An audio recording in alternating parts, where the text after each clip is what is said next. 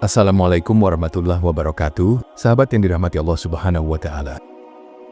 Mari kita sempatkan untuk bersolawat dan menulis solawat kepada baginda kita Nabi Muhammad SAW di kolom komentar, dan insya Allah akan menjadi bukti kecintaan kita kepada Rasulullah SAW untuk mendapatkan syafaat kelak di akhirat.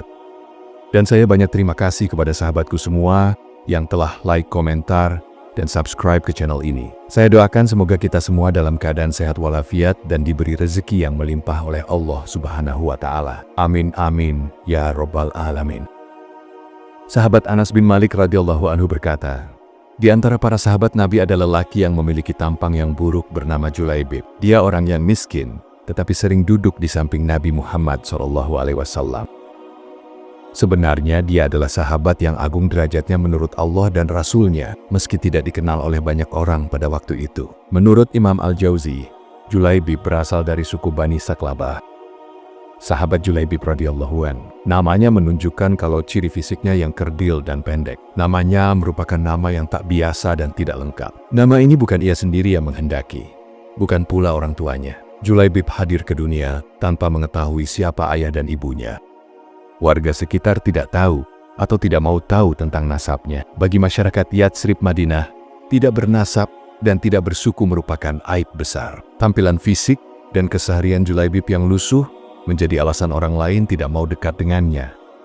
Tidak ada rumah untuk berteduh, tidur hanya berbantalkan tangan, berkasurkan pasir dan kerikil. Tidak ada perabotan, minum hanya dari kolam umum yang diambil dengan telapak tangan. Abu Barzah, pemimpin Bani Aslam, sampai berkata tentang Julaibib, jangan pernah biarkan Julaibib masuk di antara kalian. Demi Allah, jika dia berani begitu, aku akan melakukan hal yang mengerikan padanya. Demikianlah keadaan Julaibib kala itu. Julaibib yang tinggal di Syufah Masjid Nabawi, suatu hari ditegur Rasulullah SAW. Julaibib, tidakkah engkau menikah? Siapakah orangnya yang mau menikahkan putrinya dengan diriku ini? Ya Rasulullah, kata Julaibib. Tidak ada kesan menyesali diri atau menyalahkan takdir Allah pada kata maupun air mukanya. Rasulullah SAW juga tersenyum. Mungkin memang tidak ada orang tua yang berkenan kepadanya. Namun hari berikutnya, Rasulullah SAW kembali menanyakan hal yang sama, dan Julaibib menjawab dengan jawaban yang sama. Dan pada hari ketiga itulah Rasulullah SAW memegang lengannya dan membawanya ke salah satu rumah pemimpin Ansor. Aku ingin menikahkan putri kalian, kata Rasulullah pada si pemilik rumah. Betapa indahnya dan betapa berkahnya. Demikian respons pemilik rumah dengan wajah berseri, mengira bahwa sang nabilah calon menantunya. Oh ya Rasulullah, ini sungguh akan menjadi cahaya yang menyingkirkan temaram di rumah kami. Tetapi bukan untukku, kata Rasulullah. Kupinang putri kalian untuk Julaibib. Tegas Rasulullah SAW. Terkejutlah ayah sang gadis. Yah, untuk Julaibib, kata Nabi Muhammad SAW. Ya Rasulullah, saya harus meminta pertimbangan istri saya tentang hal ini, kata ayah sang gadis. Sahabat Ansar yang semula mengira bahwa Rasulullah SAW akan menikahi putrinya begitu senang. Namun tatkala Rasulullah menjelaskan bahwa maksud beliau adalah meminang putri sahabat Ansor untuk Julaibib, ceritanya menjadi lain. Sahabat Ansar itu harus berpikir dua kali. Ia tahu bahwa Julaibib bukan pria rupawan, bernasab dan bahkan tidak punya cukup harta. Wajar saja apabila menjadi sahabat Ansar itu meragukan Julaibib bisa penanggung jawab putrinya. Ketika sahabat Ansar itu datang di rumahnya, kemudian ia berbicara kepada istrinya. Rasulullah SAW meminang putri kita. Sungguh alangkah bahagianya, jawab istrinya kegirangan. Tapi maksud Rasulullah bukan untuk dinikahi Rasul sendiri, namun untuk dinikahkan dengan Julaibib, tegas sang suami untuk menghilangkan kesalahpahaman. Sang istri tidak percaya.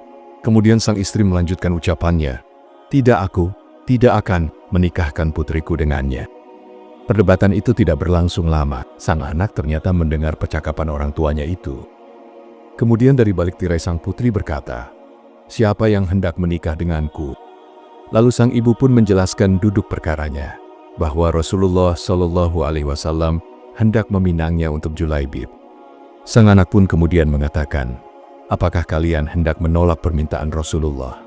Demi Allah, kirim aku padanya. Dan demi Allah, karena Rasulullah yang meminta, maka tiada akan membawa kehancuran dan kerugian bagiku."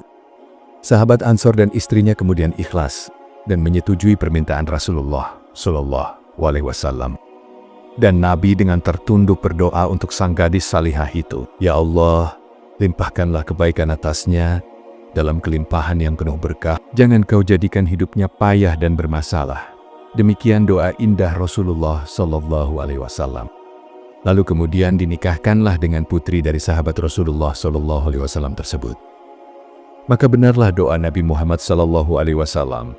Tak lama kemudian, Allah karuniakan jalan keluar baginya. Kebersamaan di dunia ternyata tidak ditakdirkan terlalu lama. Pada suatu saat ketika seruan perang menggema, sahabat Julaibib yang telah menikah harus mengikuti seruan perang tersebut. Hingga suatu ketika Rasulullah begitu kehilangan. Pada akhir pertempuran usai, kemudian Nabi Muhammad SAW bertanya, "Apakah kalian kehilangan seseorang?"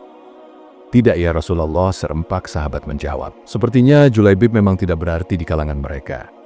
Rasulullah menghela nafasnya, "Tetapi aku kehilangan Julaibib," kata beliau. Para sahabat tersadar dan segera mencari Julaibib. Rasulullah SAW meminta untuk mengecek para sahabatnya. Hal ini dilakukan memastikan siapa saja sahabat yang masih hidup dan gugur dalam medan perang. Tatkala tubuh Julaibib yang mulia itu pun ditemukan, ia terbunuh dengan luka di sekujur tubuh dan wajahnya. Di sekitar jasadnya, ada 7 jasad musuh telah dibunuh. Rasulullah SAW dengan tangannya sendiri mengafani Julaibib. Beliau menyalatkannya dan berdoa, "Ya Allah, dia adalah bagian dari diriku dan aku adalah bagian dari dirinya." Rasulullah SAW bersabda demikian. Maksudnya adalah sahabat Julaibib adalah sudah seperti bagian Rasulullah dalam hal ketakwaan dan ketundukannya. Demikian kisah sahabat Julaibib radhiyallahu an yang akhir hayatnya berakhir syahid. Rupanya memang tidak seelok para bangsawan. Harta tak sebanyak yang dimiliki para raja. Namun bidadari surga berebut menginginkan sosoknya. Mudah-mudahan video singkat ini bermanfaat. Wallahu a'lam bishawab. Wassalamualaikum warahmatullahi wabarakatuh.